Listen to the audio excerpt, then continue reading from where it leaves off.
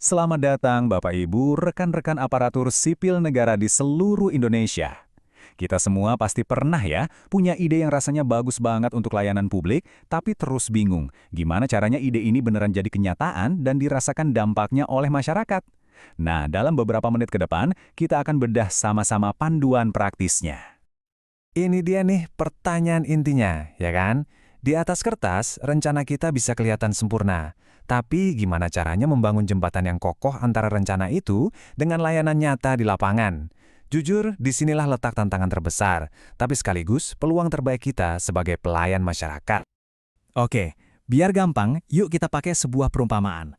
Coba bayangkan setiap program yang sedang Anda kerjakan itu seperti sebuah ekspedisi penting. Tujuannya bukan cuma menyelesaikan tugas, tapi membawa sesuatu yang berharga bagi masyarakat. Dan di ekspedisi ini, Andalah pemimpinnya. Setiap ekspedisi yang sukses, itu persiapannya dimulai jauh-jauh hari, bahkan sebelum kita melangkah. Nah, fase awal ini adalah soal merencanakan rute. Kita siapkan peta yang jelas, dan kita siapkan semua perbekalan yang kita butuhkan. Inilah fondasi dari seluruh perjalanan kita.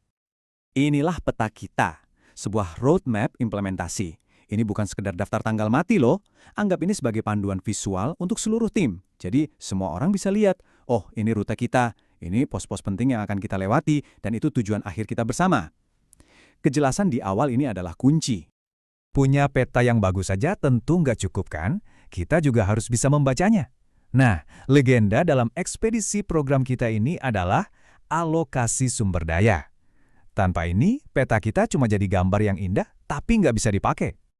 Nah, mengalokasikan sumber daya ini ibarat kita menyiapkan perbekalan. Anggaran itu bahan bakarnya. Sumber daya manusia, inilah tim ahli kita yang akan melewati medan sulit. Dan waktu, wah, ini aset paling berharga. Mengatur ketiganya dengan bijak itu bukan sekedar urusan administrasi, tapi keputusan strategis pertama yang akan menentukan berhasil atau tidaknya ekspedisi kita. Oke, peta sudah di tangan, perbekalan sudah siap. Tapi, seorang pemimpin ekspedisi yang andal tahu kalau perjalanan itu nggak selamanya mulus. Mereka nggak cuma berharap cuacanya cerah terus, tapi mereka siap-siap kalau ada badai. Inilah yang membedakan sikap reaktif dan proaktif. Kutipan ini pas banget ya. Mengantisipasi masalah itu bukan berarti kita pesimis. Justru ini adalah bagian dari kepemimpinan yang cerdas. Saat kita sudah siap menghadapi badai, kita nggak akan panik begitu awan gelap mulai kelihatan. Jadi gimana caranya berkemas menghadapi badai tadi? Ya, dengan manajemen resiko yang rapi seperti ini, kita kumpul bareng tim, terus kita tanya, kira-kira apa ya yang bisa salah di tengah jalan? Mungkin anggarannya dipotong atau ada kendala teknis? Lalu kita ukur dampaknya, dan yang paling penting, kita siapkan rencana cadangannya sebelum masalah itu datang. Ini mengubah potensi panik jadi sebuah respons yang terukur. Peta sudah kita pegang, persiapan menghadapi badai juga sudah. Pertanyaan selanjutnya, gimana caranya kita memastikan tim ini nggak tersesat di tengah jalan? Nah, disinilah peran navigasi aktif atau yang biasa kita sebut monitoring dan evaluasi jadi sangat penting. Banyak dari kita mungkin menganggap monitoring dan evaluasi atau MONEV itu cuma laporan akhir untuk formalitas. Wah, ini keliru besar. Coba deh, anggap MONEV itu sebagai kompas dalam ekspedisi kita. Kompas itu kan gak kita lihat sekali pas di akhir ya kan? Tapi kita lihat terus-menerus untuk memastikan setiap langkah kita masih menuju arah yang benar. Nah, gambar ini menunjukkan dengan jelas kalau MONEV itu sebuah siklus, bukan garis lurus yang sekali jalan selesai. Ini seperti mesin pembelajar untuk program kita. Kita ukur kinerjanya, kita evaluasi hasilnya, lalu kita lakukan penyesuaian atau koreksi arah. Mungkin rutenya perlu digeser sedikit. Terus kita ulangi lagi.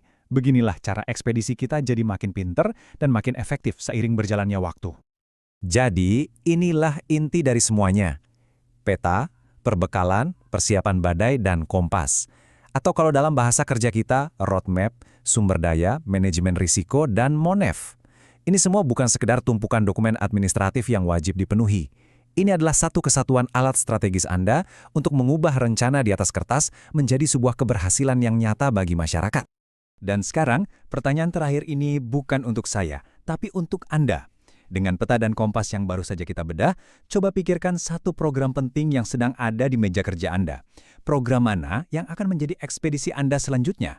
Pimpinlah ekspedisi itu sampai membawa dampak yang nyata. Selamat bekerja.